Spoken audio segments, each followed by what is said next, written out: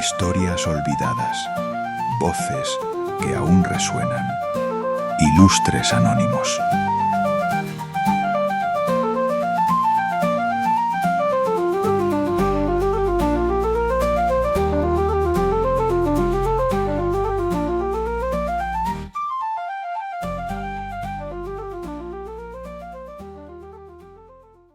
París, 5 de enero de 1895. En el patio de la escuela militar, un hombre está de pie ante cientos de soldados en formación. Un suboficial se le acerca, le arranca las insignias del cuello, le quita las charreteras, le quiebra el sable sobre la rodilla y lo tira al suelo. El hombre no se derrumba, no llora. Dice, en voz alta, que es inocente. La multitud al otro lado de las verjas responde: traidor, Judas, muerte a los judíos. Lo meterán en un barco, lo deportarán a la Isla del Diablo, un peñasco frente a las costas de la Guayana francesa, donde pasará casi 5 años encadenado solo en una cabaña de piedra, con instrucciones de que no se le debe hablar. Aquí empieza el caso Dreyfus. Y aquí empieza la pregunta que quiero hacerme hoy contigo, porque lo que hace de este caso algo más que un drama judicial del siglo XIX no es que un inocente fuera condenado. Eso, por desgracia, ha pasado siempre. Lo que lo convierte en otra cosa es lo que ocurrió después. Cuando la evidencia de su inocencia empezó a acumularse, cuando había personas dentro del propio ejército que sabían la verdad, y cuando, pese a todo eso, las instituciones eligieron que era mejor que ese hombre siguiera en esa isla a que el edificio entero se viniera abajo.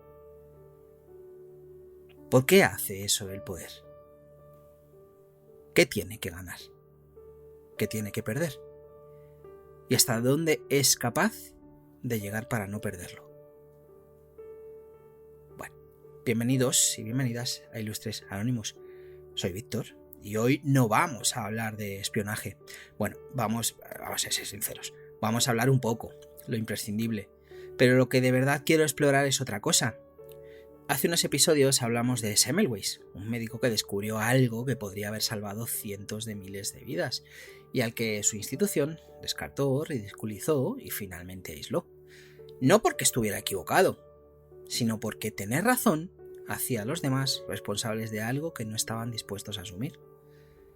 Antes de eso, Sócrates, el hombre que eligió morir antes que callar. Y luego Galileo, el hombre que eligió callar antes que morir. En los 3 casos, la pregunta giraba en torno a alguien que decide, que tiene una elección y la toma. Dreyfus es diferente. Dreyfus no eligió nada. A Dreyfus lo eligieron a él. En octubre de 1894 alguien decidió que él sería el traidor que Francia necesitaba. No el traidor que había cometido el crimen, ojo, el traidor que el sistema necesitaba que hubiera cometido. No sé si veis la diferencia. Y eso es lo que quiero explorar hoy. No quién lo hizo, sino por qué él. Y sobre todo, por qué durante años, cuando la evidencia de su inocencia fue acumulándose, el sistema siguió insistiendo, siguió fabricando, siguió aplastando a quien intentó corregirlo.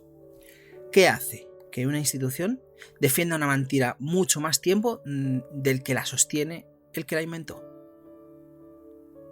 Eso es el caso Dreyfus. Y es también algo bastante más cercano de lo que nos gustaría reconocer. Dicho todo esto, empecemos.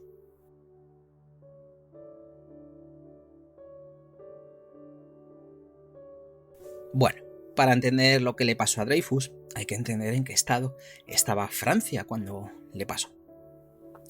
Y es que el estado era malo. En 1870, Francia entró en guerra contra Prusia, una guerra que duró 9 meses y terminó de la peor manera imaginable.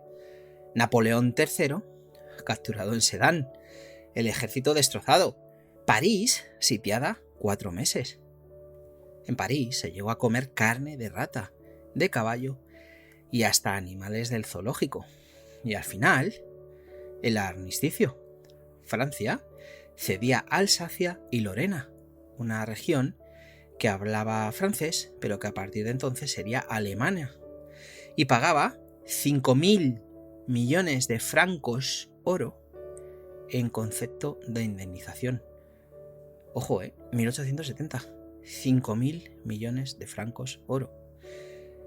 Bueno, para asegurarse de que el insulto fuera completo, el nuevo imperio alemán, fue proclamado en el Salón de los Espejos de Versalles, en el Palacio de los Reyes de Francia. Bismarck no dejó escapar el simbolismo. Eso es el insulto, ¿no? De los insultos para los franceses.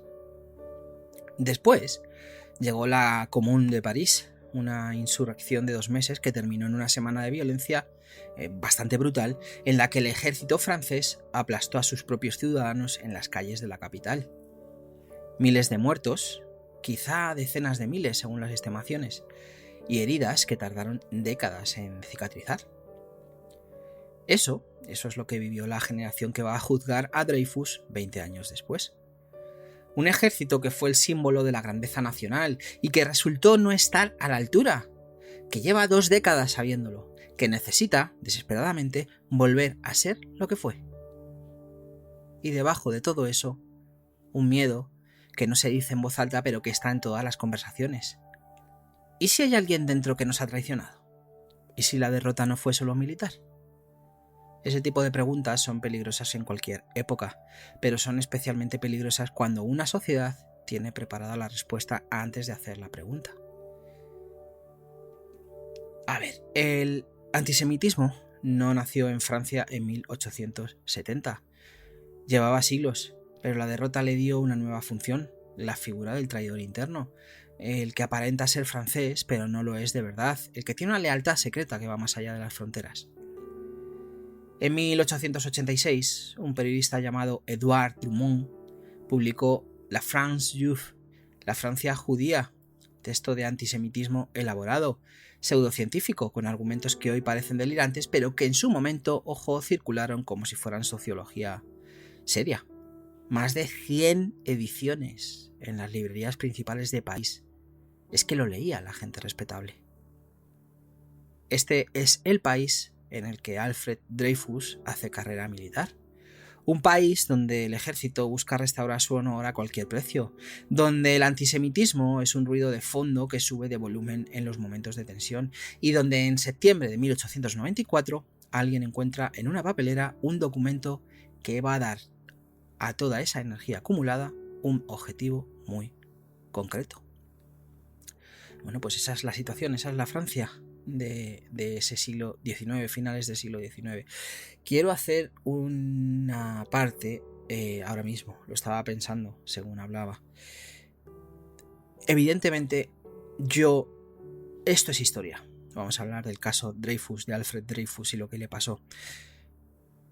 Finales del siglo XIX, como digo, no quiero que esto se convierta en un alegato a favor de, ni a favor de unos ni a favor de otros.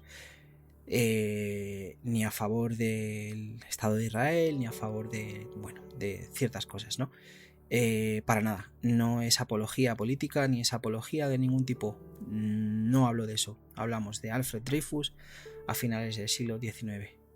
Dicho esto, vamos a pasar un poco al caso, ¿no? Vamos a conocer el caso.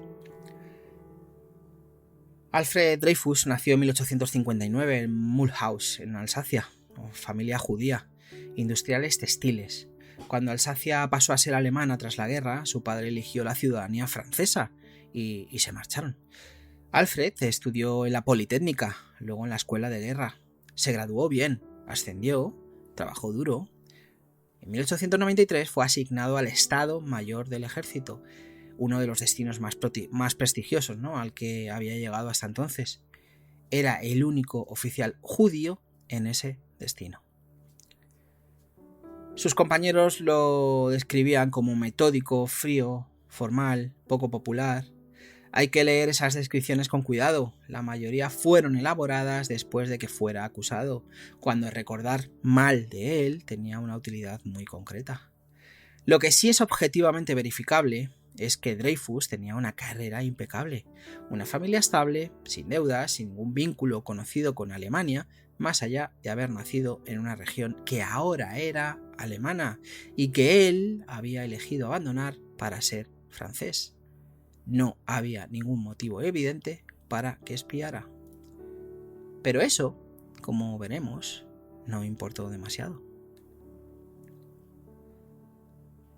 En septiembre de 1894, la sección de contrainteligencia del ejército francés recibió un documento. Una nota manuscrita, no firmada, recuperada del cubo de basura del agregado militar alemán en París. El canal habitual. Una limpiadora, llamada Marie Bastien, trabajaba como agente francesa en la embajada alemana. Periódicamente entregaba el contenido de la papelera, una práctica rutinaria. La nota, que se llamó el bordereau, ofrecía información militar, detalles sobre artillería, formaciones de tropas, datos operativos. No era un apocalipsis de espionaje, pero sí información sensible. Y lo más importante, había un espía. Bueno, la investigación se puso en marcha, y aquí hay que prestar atención, porque lo que ocurre a continuación no es una investigación en el sentido de salir a buscar quién lo hizo. Es, desde muy pronto, una investigación en el sentido de encontrar a alguien que encaje con lo que ya se cree. Se encargó un análisis grafológico. Los peritos no se pusieron de acuerdo. El más reputado de ellos, un hombre llamado Gobert, concluyó que la letra no era de Dreyfus. Fue ignorado. Otro perito, Alphonse Bertillon, especialista en identificación criminal, ojo, no en grafología, elaboró un informe torturado que concluía que sí era de Dreyfus. Se quedaron con ese. La investigación se centró en Dreyfus, por la letra, por el acceso a ese tipo de información en su puesto. Y aunque nadie lo escribió en ningún documento oficial con esas palabras, porque nadie habría osado escribirlo, también por ser el único judío en el Estado Mayor. Bueno, lo detuvieron el 15 de octubre de 1894, lo llevaron a una sala y la primera pregunta que le hicieron ya tenía la respuesta dentro. ¿Sabe usted por qué está aquí? No es una pregunta de investigación, es el principio del final.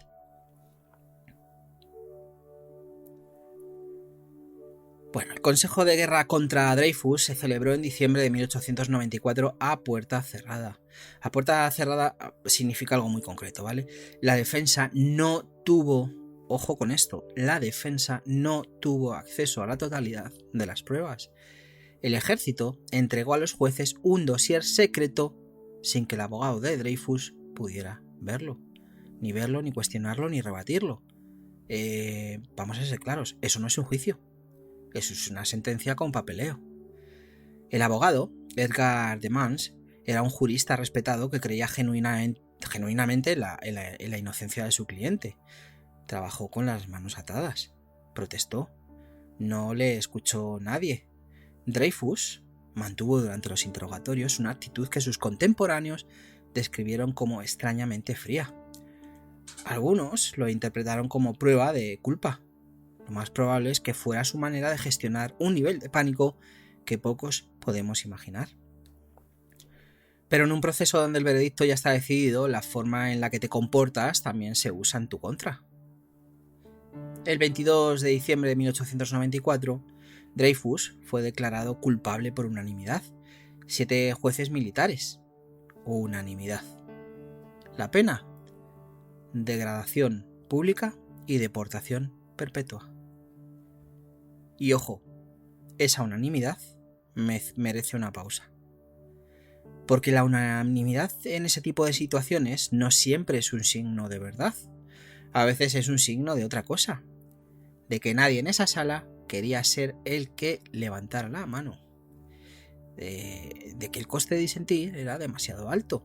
De que 7 hombres razonables, reunidos en las condiciones adecuadas, pueden producir una conclusión que ninguno de ellos habría alcanzado solo. Y es que aquí no hubo un error. Aquí hubo una decisión. Y esa diferencia lo cambia todo. La Île du Diable Es un peñasco frente a las costas de la Guayana Francesa. Clima tropical extremo, sin sombra, sin conversación, sin nada que no sea el calor, y el mar y la misma cabaña de piedra todos los días. Dreyfus llegó en marzo de 1895. Las condiciones se fueron endureciendo. En 1896, cuando circularon rumores de que alguien trabajaba para sacarlo, lo encadenaron por la noche a su cama durante semanas. Sus cartas a su mujer Lucy llegaban censuradas, a veces hasta hacerlas casi ilegibles. No podía hablar con los guardianes salvo lo estrictamente necesario. Le dejaron libros, le dejaron papel. Eso fue, probablemente con muchísima seguridad, lo que le mantuvo cuerdo. Lucy, desde París, libró su propia batalla. Escribía cada semana, presionaba a políticos, buscaba aliados, mantenía la familia en pie. Su figura tiende a quedar en la sombra del caso Dreyfus como expediente histórico. Es uno de los errores de perspectiva de esa historia. Sin Lucy, la campaña de rehabilitación habría muerto mucho antes de empezar. Cuando Dreyfus volvió a Francia en 1899, quienes lo conocían describieron su aspecto como el de un hombre deshecho. Tenía 40 años, parecían 20 más. 5 años en esa isla, o de esa isla, sí, dejan marca, eso es evidente. Y mientras él estaba en esa isla, en París, alguien que no debería haber mirado, miró. Bueno, ya hemos conocido un poco esta sentencia y esta pena, ¿no?, de estar en la isla. Y el trabajo de su mujer para defenderle. Bueno, en 1895, el teniente coronel Georges Picquart fue nombrado jefe de la sección de contrainteligencia del ejército, el mismo departamento que había investigado a Dreyfus. Picquart no era un defensor de Dreyfus al asumir el cargo, no tenía ninguna razón, ¿no?, para dudar de su culpabilidad. Y seamos precisos con esto, tampoco era inmune a los prejuicios de su época. Era un hombre del ejército francés del siglo XIX, con todo lo que eso implica. Pero también tenía algo que en ese ambiente resultó peligroso: la costumbre de mirar lo que hay en lugar de lo que conviene. En 1896, mientras revisaba material interceptado de la embajada alemana, Picquart encontró algo: un pequeño telegrama en papel azul, un petit bleu, lo llamaban, dirigido al comandante Ferdinand Wolsing Esterhazy. Esterhazy era un oficial de caballería con deudas de juego considerable, una vida personal muy desordenada y una reputación entre quienes lo conocían que distaba bastante de la de un hombre de honor. Cartas suyas, que aparecieron más tarde, revelan un desprecio bastante explícito hacia el ejército al que servía y hacia Francia en general. El Petit Bleu sugería contacto con la embajada alemana. Picquart investigó, y al comparar la letra de Esterhazy con la del bordereau original, la nota que había condenado a Dreyfus, lo que encontró lo detuvo en seco. La letra era la misma. Ojo, no parecida, La misma, exactamente la misma. Picquart llevó su conclusión a sus superiores, al general Gons, al general de Boisdesfer. Le dijeron que archivara el asunto, que si había 2 espías, pues eran 2 espías independientes, que el caso Dreyfus estaba cerrado. Insistió. Y entonces las cosas se pusieron feas para él. Fue transferido a misiones peligrosas en el norte de África, un exilio disfrazado de destino. Luego fue apartado del servicio. Finalmente fue arrestado. Las acusaciones contra él fueron construidas con una creatividad que habría sido admirable en otro contexto. Mientras tanto, dentro del Estado Mayor, el coronel Henry fabricaba documentos para reforzar el expediente contra Dreyfus. No lo que ya había, ojo, documentos nuevos. Cartas falsificadas con fragmentos de telegramas reales a los que se le añadía texto inventado, una arquitectura de papel construida para hacer irrefutable lo que sin ella empezaba a tambalearse. Cuando la falsificación fue descubierta en agosto de 1898, Henry fue arrestado. Al día siguiente apareció muerto en su celda. El veredicto oficial fue suicidio. No hay pruebas que lo contradigan. Y Esterhazy el que había enviado el bordereau. En enero de 1898, la familia de Dreyfus logró que se celebrara un consejo de guerra contra él. El ejército, obligado a actuar, lo juzgó. Lo absolvió en menos de 3 minutos. 3 minutos. ¿Por qué? Porque no podían permitirse que fuera culpable. Condenar a Esterházy equivalía a admitir que Dreyfus era inocente. Y admitir eso equivalía a reconocer que el ejército había fabricado en este caso, un proceso, mantenido documentación falsa, destruido a quien descubrió la verdad y mentido a la nación durante 4 años. El colapso institucional, el que seguiría, ¿no?, sería inmenso. Así que, cada vez que el sistema tuvo la oportunidad de corregirse, eligió profundizar. No fue un error encadenado, ojo, fue política. Bueno, hay un momento en el caso Dreyfus en que algo cambia de escala, ¿no? En que lo que era una injusticia gestionada desde dentro se convierte en un terremoto público imposible de archivar. Ese momento tiene fecha y tiene nombre. 13 de enero de 1898. El diario parisino L'Aurore publica en primera plana una carta abierta al presidente de la República, y a lo mejor os suena el que la firmó, porque la firma Émile Zola, el escritor más famoso de Francia. El título, elegido por el director del periódico, Georges Clemenceau, son 2 palabras y un signo de puntuación. J'accuse, yo acuso. La carta nombraba a los responsables uno por uno: al general Mercier, que había ordenado el primer proceso, el Estado Mayor, que había fabricado el dossier secreto, los grafólogos, que habían mentido, el tribunal, que había absuelto a Esterházy en 3 minutos, los que habían callado cuando podían haber hablado, sin eufemismos, sin insinuaciones, con nombres, con hechos, con una lógica que no dejaba escapatoria. Era periodismo de alto riesgo. Zola lo sabía. Lo dijo en la propia carta. Se estaba exponiendo a una condena por difamación, y aún así lo hacía de todas formas. L'Aurore vendió ese día entre 200.000 y 300.000 copias. Las fuentes aquí varían, ¿no? Pero el impacto fue inmediato. Nadie podía ya fingir que no sabía. Nadie podía ya alegar que era un asunto interno del ejército. Estaba en el papel, con el nombre del escritor más célebre de Francia encima. Evidentemente, Zola fue juzgado por difamación en febrero de 1898, no tardaron ni un mes, ¿no? Condenado, huyó a Inglaterra para evitar la cárcel. Regresó en 1899, cuando el clima político había empezado a cambiar. Murió en septiembre de 1902 por intoxicación por monóxido de carbono en su propia casa de París. La chimenea estaba obstruida. El veredicto oficial fue accidente. No hay pruebas de otra cosa.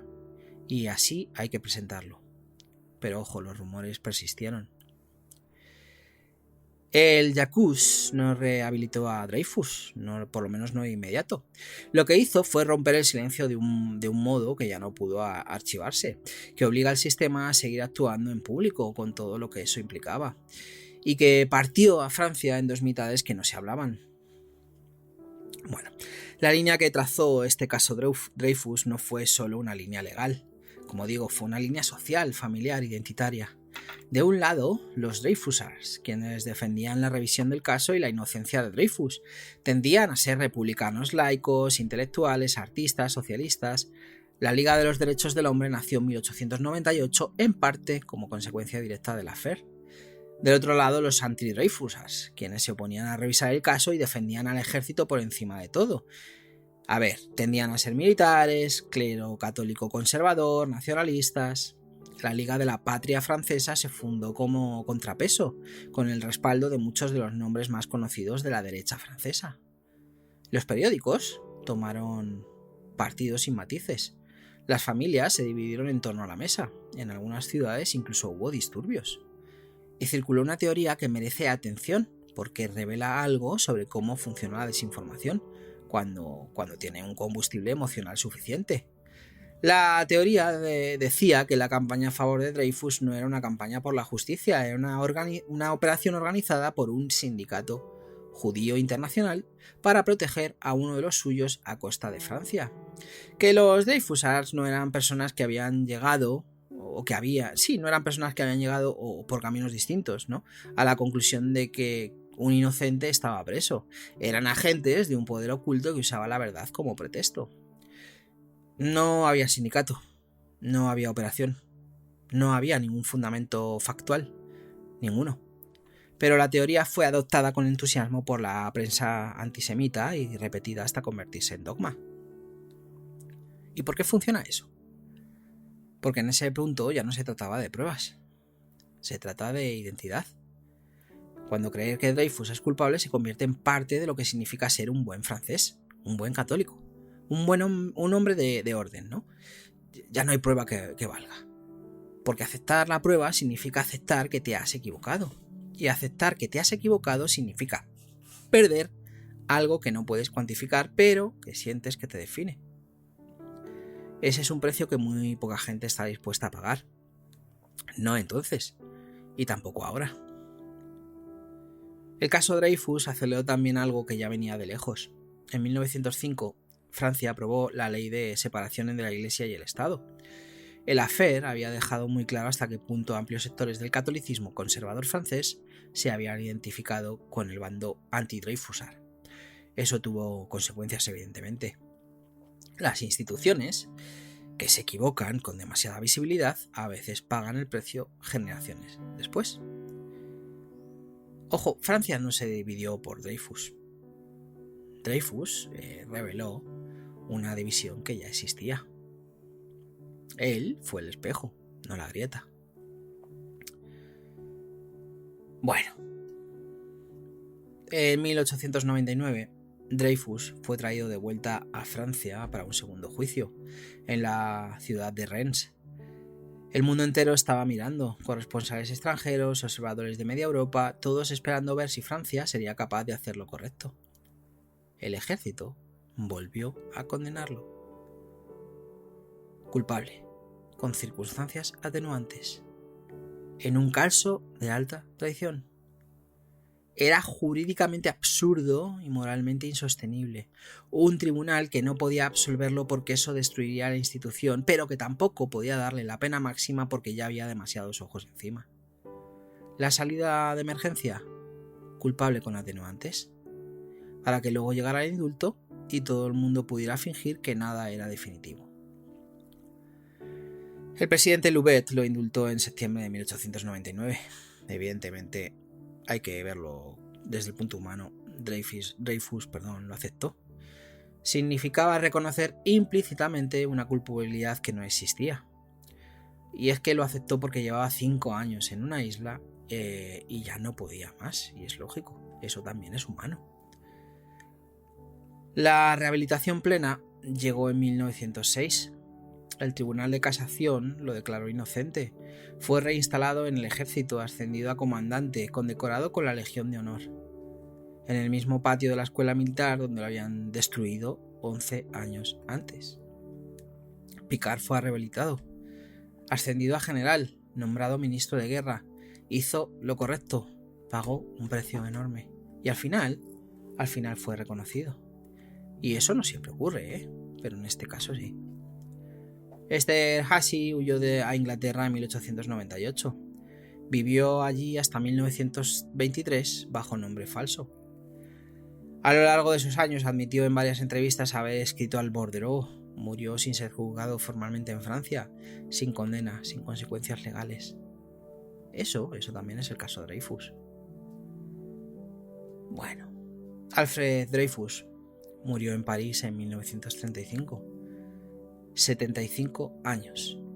Había combatido en la Primera Guerra Mundial, con casi 60, porque era así de terco, o de patriota, o de ambas cosas, seguramente.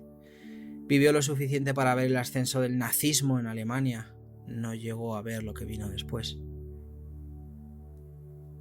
Lo que me queda hoy, después de todo esto, no es una conclusión, como otras veces. es una incomodidad. El caso Dreyfus no es solo una historia sobre el antisemitismo del siglo XIX. No es solo una historia sobre un ejército corrupto. Es una historia sobre algo más viejo y más persistente. La necesidad humana de tener un culpable. La urgencia con la que una sociedad asustada busca a alguien a quien señalar.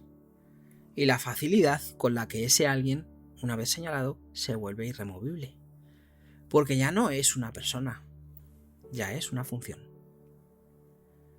Dreyfus era necesario, no como criminal, sino como chivo expiatorio. Como el punto donde convergían el miedo, el orgullo herido y el antisemitismo de una sociedad que necesitaba una explicación más simple que la verdad. Y una vez que alguien cumple esa función, ya no hay prueba que valga. Porque el problema no es factual, de nuevo. Es emocional. El problema no es lo que hiciste, es lo que la gente necesita que hayas hecho. A veces, el poder no miente por lo menos solo para engañar a los demás. Miente para no derrumbarse a sí mismo. Vivimos en una época de juicios que duran 48 horas, de personas que pasan de ser desconocidas a ser el símbolo de todo lo que está mal, y luego desaparecen cuando llega el siguiente símbolo. Vivimos en una época en que las instituciones saben que reconocer el error en voz alta es, a corto plazo, más costoso que defenderlo. Que hay pequeños Esterházys que siguen libres y pequeños Dreyfus que siguen pagando. Y vivimos rodeados de picards. Gente que ve algo que no encaja, hace el cálculo y tiene que decidir si el precio de hablar lo va a cobrar alguien que se lo merezca o alguien que simplemente se lo pueda permitir menos. Y hay una escena que me ronda desde que empecé a preparar este episodio, si soy sincero. El 5 de enero de 1895, en el patio de la escuela militar, Dreyfus da una vuelta entera, bajo los insultos. Los soldados lo miran y en algún punto de ese recorrido levanta la voz y dice que es inocente. Nadie le cree. O quizá algunos sí, pero nadie dice nada. Eso también es el caso Dreyfus. Y lo que más me inquieta no es que nadie le creyera, es que alguien que sí lo hizo decidió que no era el momento, porque ese alguien existe en todas las épocas y en todas las instituciones. Y probablemente, en algún momento de nuestra vida, también en nosotros.